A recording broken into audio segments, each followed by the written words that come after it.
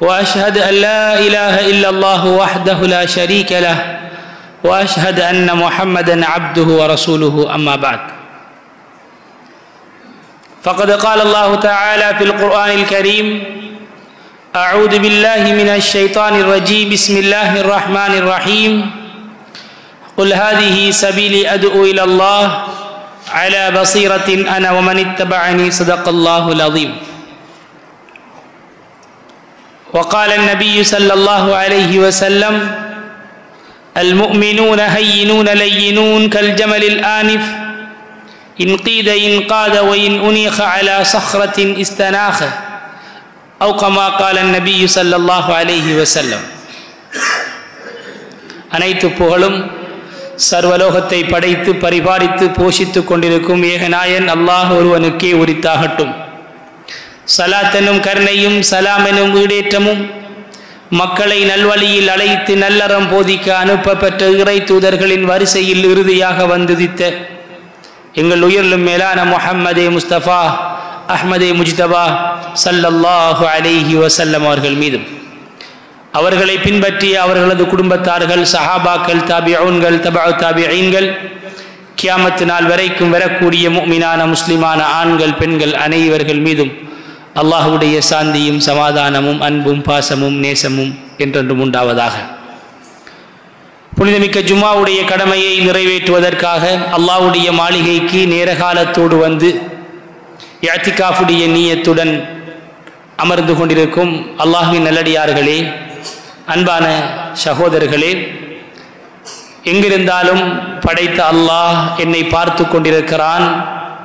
அவனுடைய பிடியிலே இருந்து என்னால் ஒரு நொடி பொழுது கூட தப்பிவிட முடியாது என்று அவனுடைய கட்டளைகளை எடுத்து நடந்து அவனுடைய விலக்கல்களை முற்றுமுழுதாக தவிர்ந்து தக்குவா கொண்டு இறையச்சம் கொண்டு வாழுமாறு முதலில் எனக்கும் அப்பால் உங்களுக்கும் தக்குவாவை கொண்டு வசியச் செய்து கொள்கிறேன், நல்லுபதேசம் செய்து கொள்கின்றேன்.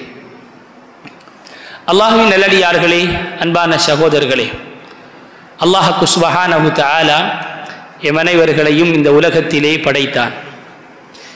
இந்த உலகத்திலே நாம் இருப்பதற்காக வேண்டி வந்தவர்கள் இல்லை, இறப்பதற்காக வேண்டி வந்தவர்கள். இந்த உலகம் என்பது மறுமையை சம்பாதிப்பதற்காக ஒரு விளைச்சல் நிலமாக இருக்கின்றது. இந்த உலகத்தில் அல்லாஹ் எம்மை படைத்து எமக்கு பல பாக்கியங்களை தந்திருக்கின்றான், பல செல்வங்களை தந்திருக்கின்றான். அதிலே விலை மதிக்க முடியாத எமது வாழ்க்கையிலே அல்லாஹ் தந்த மிக பெரும் பாக்கியம் ஈமானியத்தான பாக்கியம், கலிமாவுடைய பாக்கியம். லா இலாஹ இல்லல்லாஹ் என்ற இந்த கலிமா நாம் சொன்னதன் காரணமாக இன்று பள்ளிவாசலில் சுஜூத் செய்யக்கூடிய நிலைமையை அல்லாஹ் எமக்கு தந்திருக்கின்றான். இந்த ஈமானுடைய பாக்கியம் இல்லை என்றால் இன்று நாம் எந்த கல்லையோ மண்ணையோ சூரியனையோ சுஜூது செய்யக்கூடிய நிலைமை ஏற்பட்டிருக்கும். அப்படியான நிலைமையிலே இருந்து, அப்படியான ஷிர்க்கிலே இருந்து அல்லாஹ் எம்மை பாதுகாத்து என்னையும் உங்களையும் இந்த 7 வானம் 7 பூமியை படைத்த ரப்புல் ஆலமீனுக்கு சுஜூது செய்யக்கூடிய சந்தர்ப்பத்தை தந்திருக்கிறான். இது எமது வாழ்க்கையிலே மிக பெரும் பாக்கியம். இந்த பாக்கியத்துக்கு ஈடாக எதுவுமே கிடையாது. ஆகவே நாம் அல்லாஹ்வுக்கு நன்றி செலுத்த வேண்டும் முதல் கட்டமாக.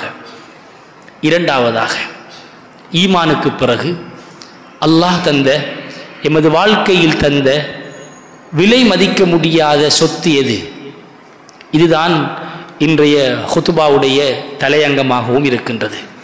அல்லாஹ்வின் நல்லடியார்களே, அல்லாஹ் எமக்கு ஈமானுக்கு பிறகு தந்த மிக பெரும் செல்வம், மிக பெரும் பாக்கியம் எது என்று கேட்டால் நாம் ஒவ்வொருவர்களும் ஒவ்வொரு விதமாக பதிலளிப்போம்.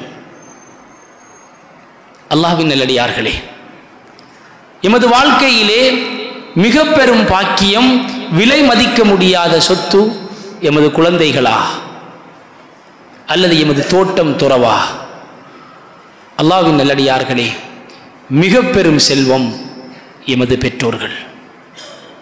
எமது பெற்றோர்களுக்கு நிகராக இந்த உலகத்தில் எந்த ஒரு செல்வமும் கிடையாது. அன்பானவர்களே, நாம் ஒவ்வொருவர்களும் மிகவும் உபகாரம் செய்யக்கூடிய, மிகவும் மதிக்கக்கூடிய ஒரு ஜீவன் என்றால் அது எமது பெற்றோர்கள் தான். நபி ஸல்லல்லாஹு அலைஹி வஸல்லம் அவர்கள் மறுமை நாளுடைய அடையாளங்களை பற்றி பேசினார்கள். கியாமத் நாள் நெருங்கும் பொழுது நடக்கக்கூடிய விடயங்களை பற்றி பேசினார்கள். அல்லாஹ்வின் நல்லடியார்களே, இன்று நாம் ஒவ்வொருவர்களும் மறுமை நாளுடைய அடையாளங்களில் தஜ்ஜால் வெளிப்படுவதையும், ஈசா அலைஹிஸ்ஸலாம் வருவதையும், யஜூஜ் மஜூஜ் கூட்டம் வருவதையும், மஹ்தி அலைஹிஸ்ஸலாம் வருவதையும் இன்று நாம் எமது மறுமை நாளுடைய அடையாளங்களாக இன்று நாம் தேடிக்கொண்டிருக்கின்றோம். ஆனால் நபி ஸல்லல்லாஹு அலைஹி வஸல்லம் அவர்கள் மறுமை நாளின் அடையாளங்களில் அவர்கள் முதன்மையாக சொன்ன ஒரு விடயம் இருக்கின்றது. அதுதான் தான் பெற்ற பிள்ளைகள் தன்னுடைய பெற்றோர்களுக்கு நோவினை செய்யக்கூடிய ஒரு சூழல் உருவாகும். இது மறுமை நாளுடைய அடையாளம். சூரியன் மேற்கிலே உதிக்குமா என்று தேடுகிறோம். வேகமாக மழை பெய்கின்றது, காற்றடிக்கின்றது. மறுமை நாள் வரப்போகின்றதோ, கொரோனா வந்தது, அனைவர்களும் சொன்னார்கள் உலகம் அழிய போகிறது என்றார்கள். சுனாமி வந்தது, நிலநடுக்கம் வந்தது, பூமி அதிர்ச்சி வந்தது, மறுமை நாள் வரப்போகின்றதோ என்று எல்லோரும் பேசுகின்றார்கள். அல்லாஹ்வின் நல்லடியார்களே, ஆனால் ஒவ்வொரு வீட்டுக்குள்ளும் பெற்றோர்களுக்கு செய்யக்கூடிய அந்த மோசடி, பெற்றோர்களுடைய உள்ளங்களை காயப்படுத்துவது, இது மறுமை நாளுடைய அடையாளமாக எமக்கு விளங்கவில்லை. எங்கோ பூகம்பம் நடக்கின்றது, உலகம் அழிய போகிறது என்று எழுதுகின்றோம். ஆனால் வீட்டுக்குள் தன்னை பெற்ற பெற்றோர்களுக்கு நோவினை நடக்கின்றது. ஆனால் அது மறுமை நாளுடைய அடையாளமாக இன்று விளங்கவில்லை. நபி ஸல்லல்லாஹு அலைஹி வஸல்லம் அவர்கள் சொன்னார்கள், மறுமை நாளுடைய அடையாளம் வஅன்தலிதல் அமது ரப்பதஹா, பெற்றோர்களை அடக்கக்கூடிய அடக்குமுறை உள்ள குழந்தைகள் உருவாகுவார்கள். கஷ்டப்பட்டு பெற்று வளர்த்த பிள்ளைகள் அவர்கள் ஆளானதற்கு பிறகு, அவர்கள் 4 காசி சம்பாதித்ததற்கு பிறகு, அவர்களுக்கு திருமணம் முடித்து கொடுத்ததற்கு பிறகு, புதிய கணவனை கண்டதற்கு பிறகு தன்னை பெற்ற பெற்றோர்களை மறந்து அவர்களை உதாசீனப்படுத்தக்கூடிய ஒரு சமூகம் உருவாகும். இது மறுமை நாளுடைய அடையாளம் என்பதாக நபி ஸல்லல்லாஹு அலைஹி வஸல்லம் அவர்கள் சொல்லியிருக்கக்கூடிய ஹதீஸ் இன்று எமது காதுகளில் விழுவது குறைவாக இருக்கின்றதா? அல்லாஹ்வின் நல்லடியார்களே, அன்பானவர்களே, உவைசுல் கரனி ரஹிமஹுல்லாஹ் அவர்கள் இருந்தார்கள். இவர்கள் சய்யிது தாபிஈன், தாபிஈன்களுக்கெல்லாம் தலைவர். இவர் நபி ஸல்லல்லாஹு அலைஹி வஸல்லம் அவருடைய காலத்திலே வாழ்ந்தவர். நபி ஸல்லல்லாஹு அலைஹி வஸல்லம் அவர்கள் உயிரோடு இருக்கும் பொழுது இவர் யமனிலே வாழ்கிறார். ஒரு நாள் பிரயாணம் அல்லது 2 நாள் பிரயாணம் அல்லது 3 நாள் பிரயாணம், இவ்வளவும் தான். இந்த பிரயாணத்தை மேற்கொண்டு மதீனாவுக்கு வந்தால் நபி ஸல்லல்லாஹு அலைஹி வஸல்லம் அவர்களை பார்த்தால் பெரும் பதவி, பெரும் ஒரு பட்டம், அதைவிட ஒரு பட்டம் இல்லை. இங்கே BA முடிக்கலாம், MA முடிக்கலாம், PhD முடிக்கலாம், MBA முடிக்கலாம். அல்லாஹ்வின் நல்லடியார்களே, இவைகளெல்லாம் இந்த துனியாவுடன் அழிந்துவிடக்கூடியது. ஆனால் நபி ஸல்லல்லாஹு அலைஹி வஸல்லம் அவர்களை பிரயாணம் செய்து சில நாட்கள் அவருடைய திருமுகத்தை பார்த்து விட்டால் கிடைக்கக்கூடிய பாக்கியம் சஹாபி ரலியல்லாஹு அன்ஹும் வரது அன். அல்லாஹ் அவர்களை பொருந்திக் கொண்டான் என்பது குர்ஆனுடைய அச்சி, அதை மாற்ற முடியாது. அப்படியான அந்த பதவி கிடைப்பதற்கு அவரால் முடியும். ஆனால் இந்த 3 நாள் 4 நாள் பிரயாணம் செய்து நான் நபி அவர்களை சந்திக்க சென்று நான் வரக்கூடிய இந்த நாட்களில் எனது வயதான தாயை உபசரிப்பதற்கு, என்னுடைய தாயுடைய கடமையை நிறைவேற்றுவதற்கு அங்கே நான் யாரை விட்டு செல்வது? என்னுடைய தாய் தனிமையிலே இருந்து கஷ்டப்படுவார் என்ற காரணத்தினால் அந்த சஹாபி என்ற பட்டத்தையும் விட்டு கொடுத்து தன்னுடைய தாய்க்கு உபகாரம் செய்தார். தாயுடைய மரணம் வரைக்கும் அவர்கள் தாயை பிரியவில்லை.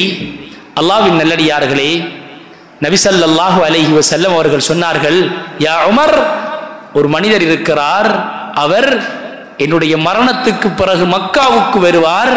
அவரை கண்டால் நீங்கள் அவரிடத்தில் துஆ கேளுங்கள், உங்களுக்காக வேண்டி பாவ மன்னிப்புக்காக துஆ கேளுங்கள். ஏனென்றால் அவருடைய துஆவை அல்லாஹ் தட்டமாட்டான். அல்லாஹ்வின் நல்லடியார்களே, பெற்றோர்களுக்கு உபகாரம் செய்பவர்களுடைய துஆ தட்டப்பட மாட்டாது, அது அங்கீகரிக்கப்படும். இது நபி ஸல்லல்லாஹு அலைஹி வஸல்லம் அவர்கள் சொன்ன மிக பெரும் நன்மாராயணம். இன்று நாம் ஒவ்வொருவர்களும் யோசிக்கிறோம், நான் ஹஜ்ஜுக்கு செல்கிறேன், நான் உம்ராவுக்கு செல்கிறேன், நான் விடிய விடிய சுஜூதிலே விழுந்து நான் துஆ செய்கிறேன், ஆனால் ஒன்றுமே ஏற்றுக்கொள்ளப்படவில்லையே.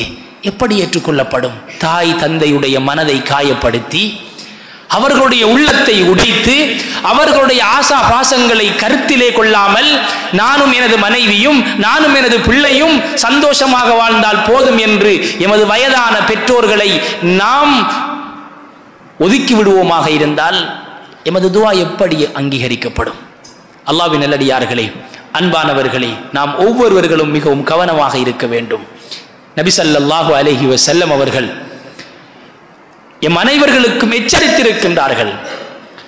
பெற்றோர்களுக்கு நோவினை செய்யக்கூடிய ஒரு மனிதன், அந்த மனிதனுக்குரிய தண்டனையை அல்லாஹ் மௌத்தாகுவதற்கு முன்னால் அவனுடைய கண்ணுக்கு முன்னால் காட்டிவிட்டுத்தான் அவனை மௌத்தாக்குவான். சில தவறுகள் இருக்கிறது, சில பாவங்கள் இருக்கிறது, அதற்கு மறுமையிலே தண்டனை கொடுக்கப்படும், அல்லது அல்லாஹ் விரும்பினால் அதை மன்னித்து விடுவான். ஆனால் ஒரு மனிதன் பெற்றோருக்கு நோவினை செய்தால் அவனுடைய இரத்தத்திலே இருந்து அல்லாஹ் அவனை கொடுமைப்படுத்தக்கூடிய, அவனுக்கு தண்டனை கொடுக்கக்கூடிய ஒரு மனிதனை அல்லாஹ் உருவாக்குவான். அல்லாஹ்வின் நல்லடியார்களே, அன்பானவர்களே, இது நபி ஸல்லல்லாஹு அலைஹி வஸல்லம் அவர்கள் எமக்கு கூறிய மிக பெரும் ஒரு எச்சரிக்கை. நாம் ஒவ்வொருவர்களும் சொல்லலாம், என்னுடைய மனைவி என்னுடன் திருப்தியாக இருக்கின்றாளா, என்னுடைய பிள்ளைகள் என்னுடன் திருப்தியாக இருக்கிறதா என்று நாம் நாளாந்தம் சிந்திக்கின்றோம். ஆனால் நாம் என்றாவது யோசித்திருக்கிறோமா, என்னுடைய பெற்றோர்கள் என்னுடைய விடயத்தில் திருப்தியாக இருக்கின்றார்களா? அல்லாஹ்வின் நல்லடியார்களே, இன்று ஆசிரியரை கண்ணியப்படுத்துகிறோம், அரசியல்வாதியுடைய பாதணியை தூக்குகிறோம், பணக்காரரை கண்டால் அங்கே நாளுக்காக மடிகின்றோம். ஆனால் என்னை பெற்று வளர்த்த எனது தந்தைக்கு நான் கொடுக்கக்கூடிய மரியாதை, அன்பானவர்களே, நாம் ஒவ்வொருவர்களும் சிந்திக்க வேண்டும். அல்பாரு லா யமூத்து மீத்தத்தஸ்ஸூ, பெற்றோர்களுக்கு உபகாரம் செய்பவன் அவனுக்கு கெட்ட மௌத்து வராது, அவனுக்கு அல்லாஹ் நல்ல மௌத்தை தான் கொடுப்பான்.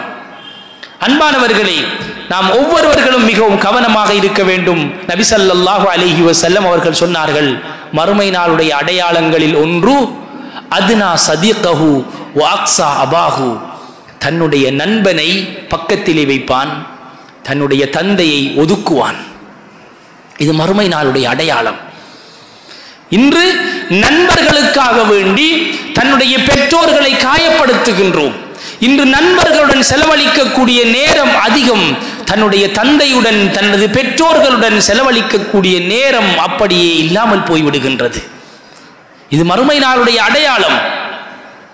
அன்பானவர்களே, தன்னை பெற்று வளர்த்து படிக்க வைத்து ஆளாக்கி தன்னை பட்டதாரியாக ஆக்கிய தனது பெற்றோர்கள் சாதாரண ஒரு மீன் வியாபாரியாக இருக்கலாம், ஒரு கூலி தொழிலாக இருக்கலாம், ஒரு விவசாயியாக இருக்கலாம், அல்லது சாதாரணமான ஒரு தொழில் செய்யக்கூடியவராக இருக்கலாம், நோயாளியாக இருக்கலாம். ஆனால் இவர் படித்து ஆளாகி பட்டம் கிடைத்தவுடன் தன்னுடைய தாயை தாய் என்று சொல்வதற்கு வெட்கம், தன்னுடைய தந்தையை சமூகத்திலே ஒரு சபையிலே தன்னுடைய தந்தை என்று அறிமுகப்படுத்துவது இவருக்கு கூச்சம்.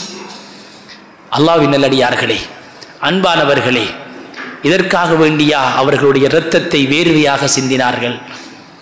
இதற்காக வேண்டிய அவர்களுடைய இரத்தத்தை வேர்வையாக சிந்தினார்கள்? மார்க்கத்திலே ஒரு சட்டம் இருக்கின்றது. ஒரு தாய் செல்கின்றால், நீ கட்டிய மனைவி மார்க்கத்துக்கு பொருத்தமில்லாதவள், அவளை நீ தலாக் செய்து செல்லிவிட்டு வீட்டுக்கு வா என்று சொன்னால் அந்த மகன் அதை நிறைவேற்றுவது கடமை. கட்டிய மனைவியை தலாக் சொல்லிவிட்டு தாயுடைய கட்டளைக்கு அவர் அடிபணிவது என்பது இஸ்லாத்திலே ஒரு முக்கியமான ஒரு சட்டம். ஆனால் இன்று நேற்று கண்ட மனைவியை திருப்திப்படுத்த தாயுடைய முகத்திலே பாய்கிறோம், தாயுடைய மனதை காயப்படுத்துகிறோம், தந்தையை ஒதுக்குகிறோம். பெற்ற பிள்ளையை தன்னுடைய தாய் தண்டித்து விட்டாள் என்பதற்காக நீ யார் எனது பிள்ளையை தண்டிப்பதற்கு என்று நாம் குரல் எழுப்புகின்றோம். அல்லாஹ்வின் நல்லடியார்களே, அன்பானவர்களே, நாம் மிகவும் கவனமாக நாம் சிந்திக்க வேண்டும். எமது பணிவை எமது பெற்றோர்களிடத்திலே நாம் காட்ட வேண்டும். ஊரிடத்திலே, ஊர் மக்களிடத்திலே, சமூகத்திடத்திலே இவர் நல்லவர், இவர் வல்லவர், பணிவான மனிதர், பண்பான மனிதர். ஆனால் பெற்றோர்களுடைய முகத்தை பார்த்து பேச மாட்டார். அன்பானவர்களே, நாம் ஒவ்வொருவர்களும் மிகவும் கவனமாக நாம் சிந்திக்க வேண்டும். ஆகவே எமது துஆக்கள் ஏற்றுக்கொள்ளப்பட வேண்டுமா? எமக்கு நல்ல முடிவு வர வேண்டுமா? எம்முடைய பெற்றோர்களுடன் நாம் நல்ல முறையில் நடக்க வேண்டும். இந்த சபையிலே யாருடைய தாய் தந்தையர்கள் உயிரோடு இருக்கின்றார்களோ நீங்கள் பாக்கியமானவர்கள், பயன்படுத்திக் கொள்ளுங்கள். அவர்களுடைய மௌத்துக்கு முன்னால் அவர்களுடைய ஆயுளை. மூசா அலைஹிஸ்ஸலாம் அவர்கள் தன்னுடைய தாய் மரணித்த பொழுது அழுகின்றார்கள். தன்னுடைய தாய் மரணித்த பொழுது அழுகின்றார்கள். மக்கள் அனைவர்களும் கேட்டார்கள், ஏன் நீங்கள் இப்படி அழுகின்றீர்கள்? என்ன நடந்தது? மரணம் என்பது இருக்கிறது தானே, மரணித்து விட்டார், நீங்கள் ஏன் அழுகின்றீர்கள்? அவர்கள் சொன்னார்கள், என்னுடைய தாயுடைய மரணத்தை நினைத்து நான் அழவில்லை, எனக்காக பிரார்த்திக்கக்கூடிய ஒரு ஜீவனை இழந்து விட்டேனே, இதற்காக வேண்டி அழுகிறேன். நாம் உலகத்திலே எந்த மூலையில் இருந்தாலும் எமது பெற்றோர்களுடைய துஆ எமக்கு வந்து சேர்ந்து கொண்டே இருக்கின்றது. அல்லாஹ்வின் நல்லடியார்களே, அன்பானவர்களே, நாம் ஒவ்வொருவர்களும் மிகவும் கவனமாக சிந்திக்க வேண்டும். இன்று ஹஜ்ஜிக்கு செல்கிறோம், உம்ராவுக்கு செல்கிறோம். 20 லட்சம், 23 லட்சம், 25 லட்சம் செலவழித்து போய் அந்த காபத்துல்லாவை பார்க்கிறோம், வலம் பெறுகின்றோம், தவாப் செய்கின்றோம். கடைசியாக அந்த காபத்துல்லாவில் இருக்கக்கூடிய ஹஜர் அஸ்வத் கல்லை முத்தமிடவில்லை என்றால் இவருக்கு ஹஜ்ஜில் திருப்தியே இல்லை, கவலைப்படுவார். ஏன் கவலையாக இருக்கின்றீர்கள்? ஹஜ்ஜிக்கு போனேன், ஆனால் ஹஜர் அஸ்வத் கல்லை முத்தமிட சந்தர்ப்பம் கிடைக்கவில்லை. கவலை, மனதிலே கவலை. ஒருவருக்கு சந்தோஷம். நான் இரவு நடுநிசியிலே நான் எழுந்து பார்த்தேன், காபத்துல்லா அப்படியே காலியாக இருந்தது. ஓடோடி சென்றேன், தவாப் செய்தேன், ஹஜர் அஸ்வத் கல்லை முத்தமிட்டேன். மன திருப்தியாக இருக்கிறது, சந்தோஷமாக இருக்கிறது. எல்லோரிடத்திலும் பெருமையாக பேசுகிறார், எல்லோரிடத்திலும் சந்தோஷத்தை வெளிப்படுத்துகிறார். அடுத்தண்டு காலையிலே செய்தி தெரியுமா, நான் ஹஜர் அஸ்வத் கல்லை முத்தமிட்டேன், நான் ஹஜர் அஸ்வத் கல்லை முத்தமிட்டேன். அல்லாஹ்வின் நல்லடியார்களே, நல்ல விடயம். சொர்க்கத்திலே இருந்து வந்த கல், நபி ஸல்லல்லாஹு அலைஹி வஸல்லம் அவர்கள் முத்தமிட்டிருக்கின்றார்கள். சிந்திப்போம், இந்த ஹஜர் அஸ்வத் கல்லை விட ஒரு உணர்வு ரீதியான ஒரு முத்தம் இருக்கிறது. அதுதான் எமது தாயுடைய கன்னத்தை முத்தமிடுவது, எமது தந்தையுடைய நெற்றியை முத்தமிடுவது. சிந்தித்து பார்ப்போம், என்னுடைய தாயுடைய கன்னத்திலே முத்தமிட்டு எத்தனை நாள், என்னுடைய தாயுடைய நெற்றியை முத்தமிட்டு எத்தனை நாள். அல்லாஹ்வின் நல்லடியார்களே, முத்தமிடுவது என்ன? அவர்களை அன்பான பார்வை கொண்டு பார்த்து எத்தனை நாள். எமக்கு பிறந்த பிள்ளையை ஒரு நாளைக்கு எத்தனை தடவை தூக்கி முத்தமிடுகிறோம், கொஞ்சுகிறோம். ஆனால் எமது வயதான பெற்றோர்களை நாம் மறந்து விட்டோமே. சொர்க்கத்திலே இருந்து வந்த கல்லை தேடி சென்று கடல் கடந்து முத்தமிடுகின்றோம். ஆனால் காலுக்கு கீழே இருக்கக்கூடிய எமது சொர்க்கம் பெற்றோர்கள், தாய், அந்த தாயை நாம் எந்த அளவு கௌரவப்படுத்துகிறோம்? அன்பானவர்களே, தாயுடைய மடியிலே தூங்கி எத்தனை நாள், தந்தையுடைய தோளிலே தந்தையுடைய காலை ஊண்டி எத்தனை நாள். நாம் ஒவ்வொருவர்களும் சிந்திக்க வேண்டும். அன்பானவர்களே, எமது பெற்றோர்களை நாம் கண்ணியமாக நடந்து கொள்ள வேண்டும். அவர்களுடன் நாம் மிகவும் இரக்கமாக நடந்து கொள்ள வேண்டும். இதுதான் எமது சிறந்த முடிவுக்கு காரணமாக இருக்கும். அன்பானவர்களே, ஹஜ் செய்து உம்ரா செய்து அல்லாஹ்வுடைய நெருக்கத்தை அடைந்து கொள்வதை விட உமது பெற்றோர்களுக்கு நீங்கள் ஹித்மத் செய்து அல்லாஹ்வுடைய நெருக்கத்தை அடைந்து கொள்ளலாம். அல்லாஹ்வுடைய நெருக்கம் எமது வீட்டிலே இருக்கின்றது, எமது காலடியிலே இருக்கின்றது.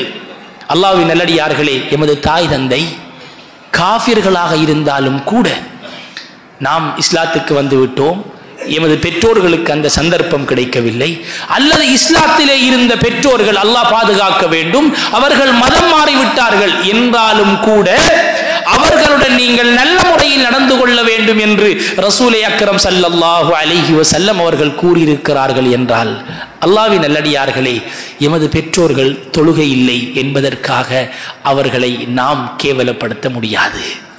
எமது தந்தை சாதாரணமான ஒருவர், எனது தந்தை படிக்காதவர், எனது தந்தை கை நாட்டு, அவருக்கு ஓதத் தெரியாது, தொழத் தெரியாது, அவர் படிக்காதவர் என்ற காரணத்தினால் நாம் அவரை உதாசீனப்படுத்த முடியாது. அன்பானவர்களே, நாம் ஒவ்வொருவர்களும் மிகவும் கவனமாக எமது பெற்றோர்களுடைய விடயத்தில் நாம் நடந்து கொள்ள வேண்டும். அல்லாஹ்வின் நல்லடியார்களே, நாம் எவ்வளவுதான் படித்தாலும், எவ்வளவுதான் அந்தஸ்தை அடைந்தாலும், பணம் சம்பாதித்தாலும் எம்மிடத்திலே அடக்குமுறை வந்துவிடக்கூடாது. அடக்குமுறை வந்துவிடக்கூடாது. இன்று எமது சமூகத்திலே காணப்படக்கூடிய மிக பயங்கரமான ஒரு நோய், தன்னுடைய பலத்தை, அது பலம் என்று சொல்ல முடியாது, பலவீனம், தன்னுடைய பலத்தை கொண்டு போய் காட்டுவது வயதான பெற்றோர்களிடத்திலேதான். தன்னுடைய கோபத்தை காட்டுவது அவர்களிடத்திலேதான். அல்லாஹ்வின் நல்லடியார்களே, நாம் படித்து பெரும் பட்டதாரிகளாக இருக்கலாம், நாம் எவ்வளவுதான் உயர பறந்தாலும் எமது பெற்றோர்கள் என்று வரும் பொழுது நாம் அவர்களுக்கு மிகவும் அடிபணிந்து நடக்க வேண்டும். ஆனால் இன்று 4 காசு சம்பாதிக்க ஆரம்பித்து பெற்றோர்களுக்கு மாதம் மாதம் செலவழிக்க இவர் ஆரம்பித்து விட்டால் இவரிடத்துடைய பேச்சிலே ஒரு அகங்காரம், இவருடைய நடத்தையிலே ஒரு மமதை, இவருடைய செயற்பாடுகள் எல்லாம் அடக்குமுறை. அல்லாஹ்வின் நல்லடியார்களே, யாரிடத்திலே உங்களுடைய அடக்குமுறையை காட்டுகின்றீர்கள்? எம்மை பெற்று வளர்த்து, எமக்கு பால் ஊட்டி, எமக்கு சாப்பாடு தந்து, எமது நோயை அவர்களுடைய நோயாக பார்த்து, அவர்களுடைய எல்லா கஷ்டங்களையும் சிரமங்களையும் எமக்காக வேண்டி பொறுத்து, அப்படியான அந்த பெற்றோர்கள் மீது நாம் வளர்ந்து வந்ததற்கு பிறகு எமது பெற்றோர்களை நாம் அடக்குமுறையிலே நடந்து கொள்கிறோமாக இருந்தால் எம்மை விட அநியாயக்காரன், எம்மை விட மோசடிக்காரன் இந்த உலகத்திலே யார் இருக்க முடியும்? அல்லாஹ்வின் நல்லடியார்களே, அன்பானவர்களே, நபி ஸல்லல்லாஹு அலைஹி வஸல்லம் அவருடைய காலத்திலே ஒரு சம்பவம் நடக்கின்றது. ஒரு தந்தை வயதாகிவிட்டது. ஒரு தந்தைக்கு வயதாகிவிட்டது. அவர் மகனுடைய பையிலே இருந்து மகனுக்கு தெரியாமல் தனக்கு தேவையான பணத்தை எடுத்துக்கொள்வார். இதை மகன் அறிந்து கொண்டார். ஒரு முறை சொன்னார், என்னுடைய பையிலே இருந்து நீங்கள் பணம் எடுக்கக்கூடாது. இவர் நினைத்தார், என்னுடைய மகன் தானே என்று உரிமையுடன் 2வது தடவை எடுத்தார். 3வது தடவையும் எடுத்தார். இதை பார்த்த மகன், நீங்கள் சொன்னால் கேட்க மாட்டீர்கள், நான் உங்களை நபி ஸல்லல்லாஹு அலைஹி வஸல்லம் அவரிடத்தில் முறைப்பாடு செய்ய போகிறேன் என்று இவர் நபி ஸல்லல்லாஹு அலைஹி வஸல்லம் அவருடைய சபைக்கு வந்து முறைப்பாடு செய்து விட்டார். யா ரசூலல்லாஹ், என்னிடத்தில் கேட்காமல் என்னுடைய தந்தை என்னுடைய பணத்தை களவெடுக்கின்றார். அப்படியா? உங்களுடைய தந்தையை நீங்கள் அழைத்து வாருங்கள் என்று சொல்லி ஒரு தூதுவரை அனுப்பி வைத்தார்கள். அந்த தூதுவர் சென்று அந்த தந்தையிடத்திலே சொன்னார், உங்களை பற்றி உங்களுடைய மகன் நபி அவர்களிடத்தில் பிழையான முறையிலே முறைப்பாடு செய்திருக்கிறார். நபி ஸல்லல்லாஹு அலைஹி வஸல்லம் அவர்கள் பள்ளி வாசலுக்கு உங்களை அழைக்கின்றார்கள் என்ற செய்தியை கேட்டவுடன் அந்த வயதான தந்தை மனதுக்குள் சில வார்த்தைகளை பேசினார். அவருக்கு கவலையிலே தன்னுடைய மகன் போய் தன்னை நபி அவர்களிடத்திலே தன்னை கள்ளன் என்று சொல்லிவிட்டானே என்ற மன உளைச்சலிலே அவர் யாருக்கும் தெரியாமல் மனதுக்குள் சில வார்த்தைகளை சொன்னார். தபரானிலே வரக்கூடிய ஹதீஸ். இவர் நபி ஸல்லல்லாஹு அலைஹி வஸல்லம் அவருடைய சபைக்கு வந்தார். சபைக்கு வருவதற்கு முன்னால் உடனடியாக ஜிப்ரீல் அலைஹிஸ்ஸலாம் அவர்கள் 7வது வானத்திலே இருந்து நபி அவர்களுடைய சபைக்கு வந்து சொன்னார்கள், வயதான தந்தை வருவார், அவரிடத்தில் நீங்கள் எதுவும் கேட்க வேண்டாம், நீங்கள் வீட்டை விட்டு வெளியாகும் பொழுது உங்களுடைய மனதுக்குள் சில வார்த்தைகள் சொன்னீர்களே, அது என்ன என்று கேளுங்கள். நபி ஸல்லல்லாஹு அலைஹி வஸல்லம் அவர்கள் அந்த தந்தை வந்த பொழுது, நீங்கள் வீட்டை விட்டு வெளியாகும் பொழுது சொன்ன அந்த வார்த்தைகள் என்ன என்று கேட்ட பொழுது அவர் சத்தம் போட்டு, வல்லாஹி, அல்லாஹ்வின் மீது சத்தியமாக நான் சொன்னது எனக்கு மட்டும்தான் தெரியும், உங்களுக்கு எப்படி தெரியும்? ஆகவே நீங்கள் அல்லாஹ்வுடைய தூதர் என்று நான் 2வது முறை சாட்சி சொல்கிறேன் என்று சொல்லிவிட்டு அவர் மனதுக்குள் சொன்ன அந்த சில வார்த்தைகளை கவிதையாக படித்தார்.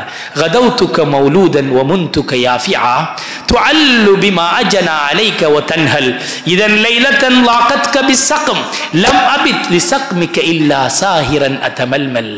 மகனே, உன்னை நான் பெற்று வளர்த்தேன்.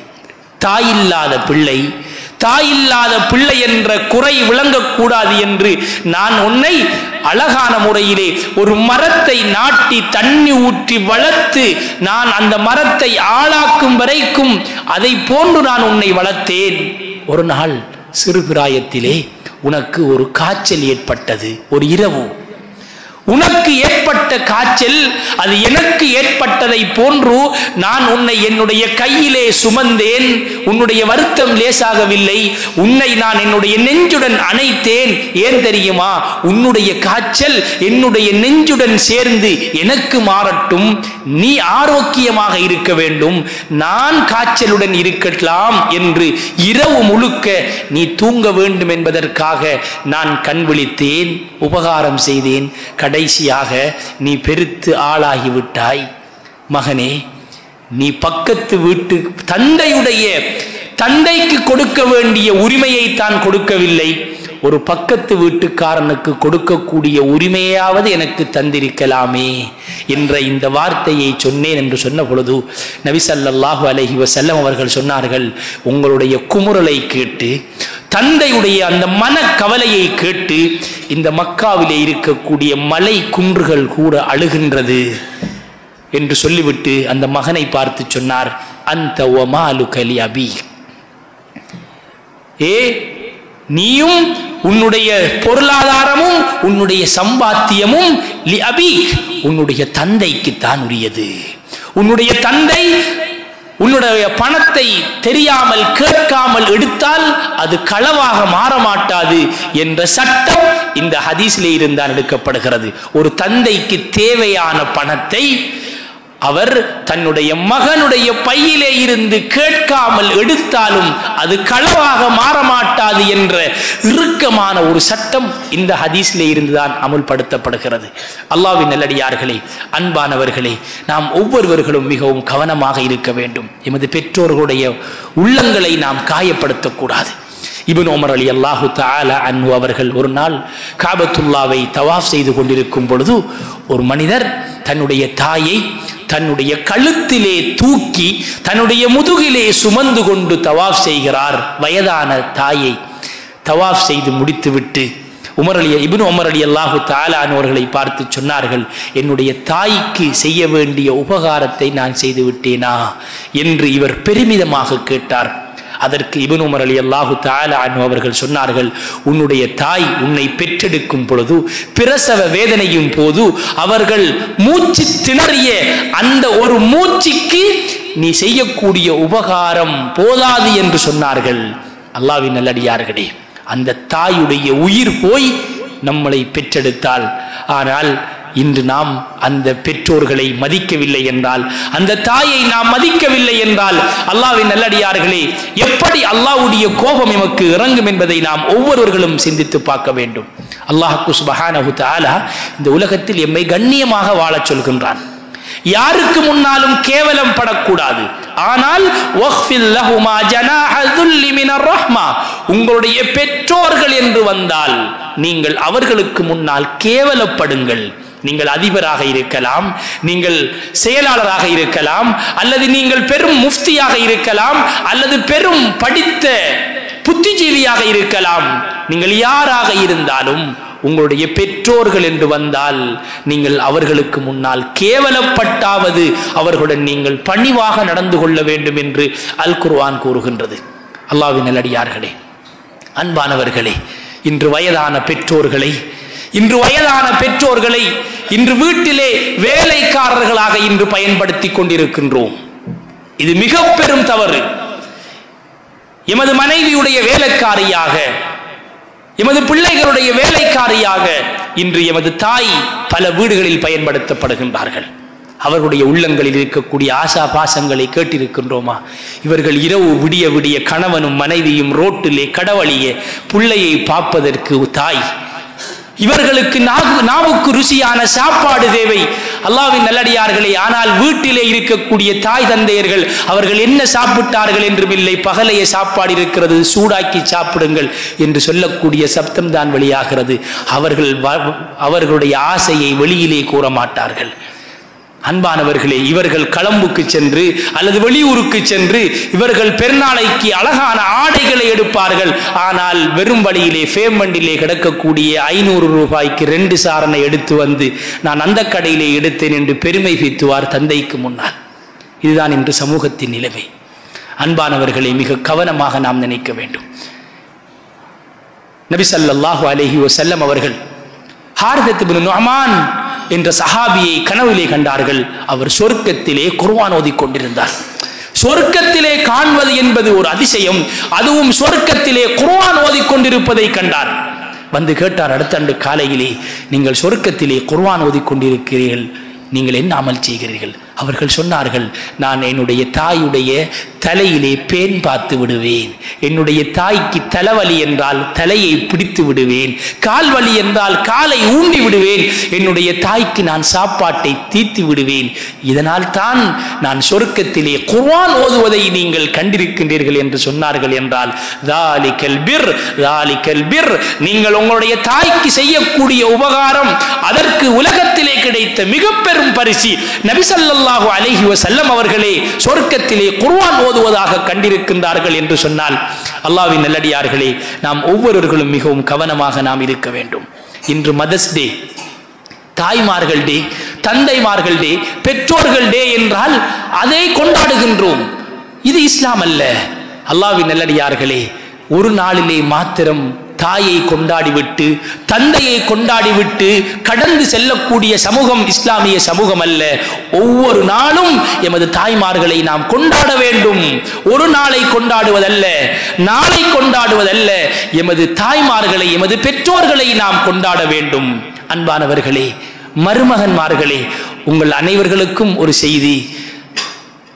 தாயும் மகளும் அவர்களுடைய பிரச்சனையில் 3ஆம் நபராக நீங்கள் தலையிட வேண்டாம். அல்லாஹ்வுக்காக தாயும் மகளும் சண்டை பிடிப்பார்கள். நாளை மறுநாள் அவர்கள் உறவாகி விடுவார்கள். 3ஆம் நபர் நாம் தலையிட்டால் அது குடும்ப பிரச்சனையாக மாறி குடும்பமே 2ஆக பிரிந்து கூட்டு குடும்பம் நடுரோட்டிலே போய் தாயையும் பிள்ளையும் பிரிக்கக்கூடிய ஒரு மோசமான ஒரு நிலைமை எமது சமூகத்திலே ஏற்பட்டிருக்கிறது. ஆகவே அன்பான மருமகன்மார்களே, நாம் ஒவ்வொருவர்களும் மிக பொறுமையாக இருக்க வேண்டும். யாருதான் என்ன செய்தி வந்து சொன்னாலும் தாயும் மகளும் சண்டை அவர்கள் பார்த்துக்குவார்கள் என்று நாம் விலகி நிற்பதுதான் எமக்கு காலத்தின் பொருத்தமாக இருக்கின்றது. அன்பானவர்களே, 3ஆம் நபர் தலையீடு அது பெற்றோர்களிடத்திலும் இருக்கக்கூடாது, வந்த மருமகனிடத்திலும் இருக்கக்கூடாது. அப்பொழுதுதான் எமது சமூகம் சந்தோஷமாக வாழ்வதற்கு காரணமாக இருக்கும். ஆகவே பெற்றோர்களை மதிக்கக்கூடிய பிள்ளைகள் உருவாக வேண்டும். இது எங்கிருந்து உருவாகும் தெரியுமா? அன்பான பெற்றோர்களே, இதை நாம் பிள்ளைகளுக்கு சிறு பிராயத்திலிருந்து தாய் பெற்றோர்களுடைய அன்பை நாம் புகுட்டி வளர்க்க வேண்டும். ஒரு தாய் சொன்னார், ஒரு பெற்றோர் சொன்னார், நாம் எமது பெயரிலே ஏதாவது ஒரு சொத்தை வைத்திருக்க வேண்டும், அப்பொழுதுதான் நமது பிள்ளைகள் எம்மை மதிப்பார்கள். இது எமது ஊர் நடைமை, இது எமது ஊர் நடைமுறை. அல்லாஹ்வின் நல்லடியார்களே, சொத்துக்காக பிள்ளைகள் எம்மை நேசிக்க வேண்டுமா? ஒரு துண்டு காணிக்காக, ஒரு வயலுக்காக பிள்ளைகள் என்னை நேசிக்க வேண்டுமா? ஒரு தாய் எழுதியிருக்கிறார், என்னுடைய மௌத்துக்கு பிறகு இந்த வீடு வளவு என்னுடைய பிள்ளைக்கு. அந்த பிள்ளை சொல்கிறது, எப்பொழுது நீ மௌத்தாகுவது எதிர்பார்க்கிறது. தாய் மௌத்தாகுவதை பிள்ளை எதிர்பார்க்கிறது. எங்கே எமது சமூகம் செல்கின்றது? அல்லாஹ்வின் நல்லடியார்களே, சொத்துக்கு அடிமையானவர்கள், காசு பணத்துக்கு அடிமையானவர்கள் அல்ல. ஆகவே எமது பிள்ளைகளுக்கு நாம் சிறு பிராயத்திலிருந்து ஈமானியத்தான உணர்வு, பெற்றோர்களுடைய உணர்வு, நாம் எமது பெற்றோர்களை மதித்தால் எமது பிள்ளைகள் எம்மை மதிப்பார்கள். எமது பிள்ளைகள் பார்த்து கொண்டிருக்க எமது தாயுடன் தந்தையுடன் நாம் சண்டையிட்டால் சொத்துக்காக அல்லது வளவுக்காக அல்லது வேறு விடயங்களுக்காக நாம் அவர்களை எதிர்த்தால் இதை பார்த்து பழகக்கூடிய அந்த இரத்தம் இதைத்தானே நாம் வயதான பொழுது அவர்கள் செய்வார்கள். ஆகவே நாம் ஒவ்வொருவர்களும் ஈமானியத்தான உணர்வுள்ளவர்களாக எமது பிள்ளைகளை வளர்க்க வேண்டிய கடமை பெற்றோர்களாகிய எமக்கும் இருக்கின்றது. ஆகவே அல்லாஹ் சுப்ஹானஹு தஆலா எமது பெற்றோர்கள் அனைவர்களையும் கபூல் செய்வானாக. அவர்களை மதித்து அவர்களை மரியாதையுடன் அவர்களை நடத்தக்கூடிய பிள்ளைகளாக எங்களை நீ ஆக்கி விடுவாயாக. யா அல்லாஹ் ரப்பே ரஹ்மானே, எங்களை கஷ்டப்பட்டு பெற்று வளர்த்த எங்களுடைய பெற்றோர்களை நீ கபூல் செய்வாயாக. அவருடைய வாழ்க்கையை நீ பொருந்திக் கொள்வாயாக. அவர்களுடைய இறுதி முடிவை நீ சிறந்ததாக ஆக்குவாயாக. எங்களுடைய பெற்றோர்கள் யாரெல்லாம் எங்களை விட்டு பிரிந்து கபராளிகளாக வாழ்ந்து கொண்டிருக்கின்றார்களோ அவருடைய கபரை சொர்க்கத்தின் பூங்காவனமாக மாற்றுவாயாக. யா அல்லாஹ், அவர்களுக்கு நபி ஸல்லல்லாஹு அலைஹி வஸல்லம் அவருடைய ஹவுதுல் கௌதர் என்ற நீர் தடாகத்திலே இருந்து நீர் அருந்தக்கூடிய பாக்கியத்தை கொடுப்பாயாக. பெற்றோர்களை மதிக்கக்கூடிய பிள்ளைகளாக எங்களை ஆக்கிவிடு யா அல்லாஹ். எந்த ஒரு கட்டத்திலும் எங்களுடைய பெற்றோர்களின் மீது அடக்குமுறை வராமல் எங்களை பாதுகாப்பாயாக. யா அல்லாஹ், நாங்கள் எவ்வளவுதான் காசி பணம் அந்தஸ்து படிப்பால் நாங்கள் உயர்ந்தாலும் எங்களுடைய பெற்றோர்களை மதிக்கக்கூடிய பிள்ளைகளாக நீ மாற்றுவாயாக. அவர்களுடைய துஆக்களை பெற்ற பிள்ளைகளாக மாற்றுவாயாக. யா அல்லாஹ் ரப்பே ரஹ்மான், எங்கள் அனைவர்களுக்கும் நல்ல முடிவை தந்தருள்வாயாக. எங்கள் அனைவர்களுக்கும் சிறந்த முடிவை தந்தருள்வாயாக. எங்களது குழந்தைகளை கண்குளிர்ச்சியான குழந்தைகளாக நீ மாற்றுவாயாக. எங்களுடைய ஊரை நீ பொருந்திக் கொள்வாயாக. எமது வாலிபர்களை நீ கபூல் செய்வாயாக. இந்த மஹல்லாவை நீ கபூல் செய்வாயாக. யாரெல்லாம் நோயாளிகளாக இருக்கின்றார்களோ அவருடைய நோயை குணப்படுத்தி விடுவாயாக. யாரெல்லாம் கடன் சுமையிலே தவிக்கின்றார்களோ அவர்களுடைய கடன் சுமைகளை நீ போக்கி விடுவாயாக. விதவைக்கு வாழ்வளித்து விடுவாயாக. எங்களுடைய வாழ்க்கையிலே நீ பரக்க செய்வாயாக. வல்ஹம்துலில்லாஹி ரப்பில் ஆலமீன். إن الحمد لله نحمده ونستعينه ونستغفره ونؤمن به ونتوكل عليه ونعوذ بالله من شرور أنفسنا ومن سيئات أعمالنا من يهده الله فلا مضل له ومن يضلل فلا هادي له وأشهد أن لا إله إلا الله وحده لا شريك له وأشهد أن محمدا عبده ورسوله اللهم صل على سيدنا محمد وعلى آل سيدنا محمد أما بعد فيا أيها الحاضرون أوصيكم وإياي أولا بتقوى الله في السر والعلن والغيب والشهادة فاتقوا الله حق تقاته ولا تموتن إلا وأنتم مسلمون. أعوذ بالله من الشيطان الرجيم. بسم الله الرحمن الرحيم. وجاء سكرة الموت بالحق ذلك ما كنت منه تحيد. صدق الله العظيم. بارك الله لنا ولكم ولسائر المسلمين فاستغفروا فإنه هو الغفور الرحيم.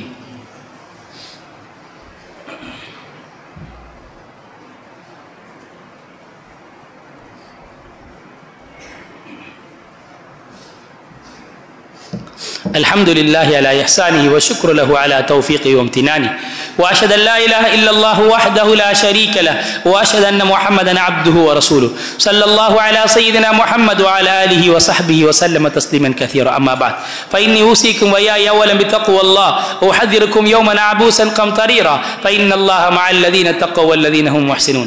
أعوذ بالله من الشيطان الرجيم. بسم الله الرحمن الرحيم. قل هذه سبيلي أدعو إلى الله على بصيرة أنا ومن اتبعني. صدق الله العظيم. واعلموا عباد الله إن الله تعالى أمركم أمرا عظيما وبدأ بنفسه تعظيما وثنى بملائكة المسبحة وقدسه تكريما وقال جل جلاله عظيما إن الله وملائكته يصلون على النبي يا أيها الذين آمنوا صلوا عليه وسلموا تسليما. اللهم صل على سيدنا محمد وعلى آله وأصحابه الأخيار. اللهم أرنا خلفاء الأربعة أبو بكر وعمر وعثمان وعلي رضي الله تعالى عنهم وعن ستة البرة الذين هم تمام العشرة وعن سبتين كريمين حسن وحسين رضي الله تعالى عنهما وعن أمي نبيك حمزة وعباس وجميع صحابة رضوان الله تعالى عليهم أجمعين. اللهم اغفر للمؤمنين والمؤمنات والمسلمين والمسلمات الأحياء منهم والأموات إنك قريب مجيب الدعوات. اللهم أعز الإسلام والمسلمين وأذل الشرك والمشركين. اللهم أصلح أحوال المسلمين خصوصا في فلسطين. اللهم أجرنا من النار. اللهم أجرنا من النار وأدخلنا الجنة يا رب العالمين. إن الله يأمركم بالعدل والإحسان وإيتاء ذي القربى وينهى عن الفحشاء والمنكر والبغي يعظكم لعلكم تذكرون واذكروا الله العظيم الجبار يذكركم واشكروا يزدكم ويذكركم ولذكر الله أكبر والله يعلم ما تصنعون.